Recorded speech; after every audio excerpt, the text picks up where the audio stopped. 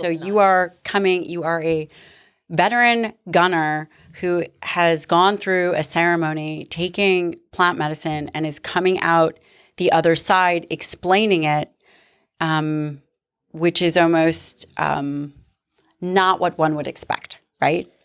In that way. Yeah. The thing that a lot of people said to me when you came out was like, don't be the billboard. Don't be the veteran with the billboard for this. Like, don't go out and talk about all the fantastical things that happen in it, because it's hard for people to wrap their brain around.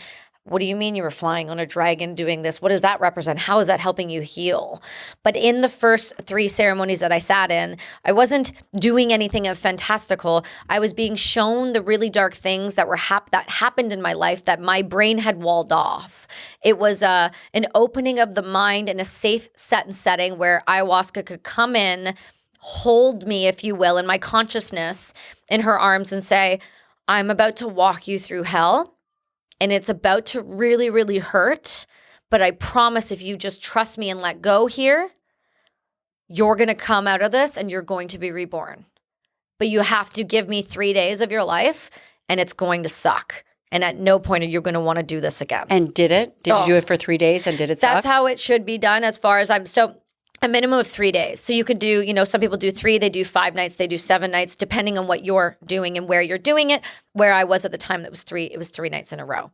So you have the first night, which is the night where you drink Aya and you have the experience, but it's not fully saturated your body, right? The second night is a lot more intense because now you're already saturated a little bit from the day before. And then the third night, Aya is fully flowing through you, right? It's fully in your body. And you can feel it during the day when you're not in an active state. You can notice things. You can feel things, everything. You can feel the medicine within you, but you're not having visuals. You're not actively in the ceremony, in the medicine that way. It's just in your body. And how do they, because you're tiny, how do they dose it? Is it the same for everybody? Do we know kind of how that works? So with the individuals that I sat with, they practice with the Shipibo tribe. Okay, and so that is the tribe from Peru. That's where ayahuasca, as far as I've known, originates. It's the mecca of Aya. And for my size, it is more of they gauge it based off of what the medicine guides them to give you. And this is where we smash science and woo-woo real quick. And this is where people start to have a hard time with this because yes, in set and setting, if you're doing a medical test, there's going to be obviously a control. There's going to be a proper dosing. Right, of course. It's going to be very specific. But in spiritual settings, in this sense, this is up to the shaman or the maestro or the mistra to listen. So when I was in Peru, for example, they sat with the medicine, and when it was your turn to come up, you give them the cup, and they would look at you and listen to the medicine to hear. And then they would pour based off of that. It's wild. Oh, is it ever? Wild. Sometimes you can get the tiniest amount and it will beat you into the ground. And sometimes you can get a full cup. It's not about the dosage. It's what the medicine is going to do for you. It's her choice. You're just there for the ride. And if you truly do give in, she's going to give you everything you need and more, not what you want. That's the difference. You see a lot of the psychedelic tourism happening, and that is where the dangers lie. People are offering medicine in unsafe settings without integration, without proper preparation, and that's where things can get dicey, and that's what I'm fearful for, and that's why I speak to integration so much, and I speak to these organizations and why you have to be very careful where you go, because we are in this age, we're in a psychedelic boom, we're in another wave of this. Definitely. Yeah. What did you learn? What happened? So the first three were very much if you were to take a line and you were to put the current time frame, the future, and your past. I was down in the past where trauma started. And we worked our way each night through a different level of trauma up to the present time. Those 3 nights, the first night very much focused on my loss. That's where I saw my daughter. That's where she sat with me. That's where I had that moment of peace and understanding that she is always around. She's just with my son all of the time. And that's why I hear him talking in his room all of the time. He's talking to someone, right? So she sat with me and she brought her to me, and it was this it's so hard to describe how powerful it feels when you're not losing your mind, but you're seeing things that you can't understand, but you're still seeing them. And at some point you just sit there and go, all right, I guess this is what I am now. I guess this is what I see. This is how I feel. I guess this is my life, and that's okay. And once you understand and you accept the medicine, that's when it really comes. Now, the second night, we really started to dive into the anger that I not only held, but that was my anger would walk into the room before I walked into the room. Always. To the point where you could say something as a joke, and no matter what, even if I thought it was funny, I would snap back. So I have chronic pain in my shoulder, and this is very hard to describe because people don't understand how this could happen. To the point where I used to have to take so much CBD every day. I was on Tylenol, I was on chronic pain medication all the time for it. And nothing, I couldn't do a push-up, I couldn't carry my son in that arm. It was very, very weak. I went into that ceremony and I just asked, can you please take my pain away?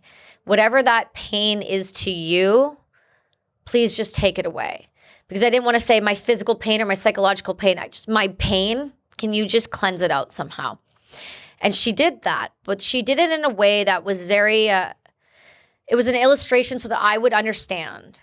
And so her way of doing that to me was to turn my body into the body of a wolf, sit me down and explain to me that you can be a pack leader, that you can be the one that moves people along, you can be the one that never leaves anyone behind, but you don't have to bite anymore because you have an entire pack of people around you in this room. You can put your teeth away and use them when you need them, but you don't always need them anymore. Because I was always very aggressive. I was like a dog that had been abused. You went near me, I would snap. Not because I wanted to, but because that's what I had learned behavior. And so she showed that to me by forming that my body into that and showing that to me. And when I went up to get my prayer, I felt this moment of my head snapping back like someone was grabbing my ponytail. And I felt something come out of my throat and out of my shoulder and out of my body, physically leave my body, and my body collapsed. What do you think it was? It was the trauma that it was the trauma that was associated with my injuries that had never healed, because we understand the body keeps the score. Yeah. That's just the truth. And that was what was removed. I can bang out push-ups now like it's no problem. We'll do that after. Okay. My point is, I can do things that from a physiological standpoint, I should not be able to do without a collarbone, with a separated shoulder. But I don't have chronic pain there anymore. And that's because the medicine was able to pull the trauma out of me. And this is where science and medicine, this is where it gets hard, because things are happening that we can't fully understand. That's absolutely true. That's very well said. I talk a lot about evidence-based medicine, and I think that it's critical. And there are absolutely things above and beyond my understanding, anybody's understanding, that happen that truly move the needle. So much so that the last night went through a situation where it threw me off today. I drove to Marcus's house, and down the end of the road, there was a sign that said, "Welcome to Valhalla." And I started bawling my eyes out, and I drove to his door, and I had never met this man a day in my life. And I got out of the car, and this first impression is me wiping my eyes. And he goes, "You good?" So your sign threw me a little bit. And he asked me something that I've never been asked, and it punched me in every single cell. And he goes, "What? You didn't think you were going to make it there?" It hit so hard. And it's because on the third night, a friend of mine that was an American soldier that was on his third deployment, he did a second with me in his third. It was his last deployment. He rolled over an IED and he made it, but his heart burst in his chest and he passed away. Him and I had a relationship where the Americans, so much so, I love Americans, they were only drinking soda at the FOB. What? They were not drinking enough water, so they were becoming so severely dehydrated they were passing out outside the wire. We were allowed soda. I did not drink soda. Good for you. I don't. It's disgusting. But you Americans get Gucci kit. You get all the kit. You guys spend your tax dollars on everything Gucci kit. I'm not going to lie. Shane goes, ask her if she was eating Sour Patch Kids. Oh, yeah. I know. Anyway. I know all about it. And so him and Chris came up with an idea. He goes, I will trade you Oakley's for cans of Coke. And I was like, done. So I became his Coke dealer. And the running joke was when we would do laundry, we would listen to Dane cook and he would drink cans of Coke. The night he passed away, he came to me in my dreams and he cracked a can of Coke and said nothing. It was like this, I'm good. It's okay. And I went through a lot of survivor guilt with the guys that were on deployment because after I left, we lost a couple more that I knew. And then this had happened and I was not in a good state. So this third night doing ayahuasca, all I asked was, again, can you please take my pain away? And during the prayer, when they were singing the Icaros, I had two people. So I had Griff beside me and another individual beside me, Bishop. And they both said to me afterwards, you wept like you were in the most excruciating pain. I lied on my side. And I just remember Chris showed up and the Icaros got very loud. And he said, you need to come with me right now. I am not supposed to be here. I am not allowed to come over here. We're not allowed to do this, but we're giving you this because you need it to move on. And he took my hand and sucked me through. The only thing I can describe is a black hole of some type where it's like a movie where all of a sudden they just go sucked. And I woke up in Valhalla. And I was standing at the gate with him, and it was just this clear wall, if you will, and it looked like Marcus Luttrell's house today. And it threw me so much because he said, I could see them all. I could see all the guys. And they were all just sitting there in their versions of their uniforms with their different accents and their different placements. And Chris sat down with me and he said, listen, you can come with me now and you can sit and you're going to talk with everyone. And every single one of them gave me the cut the suicide shit speech. Cut it out. You're alive for a reason. We're here to help you and back you.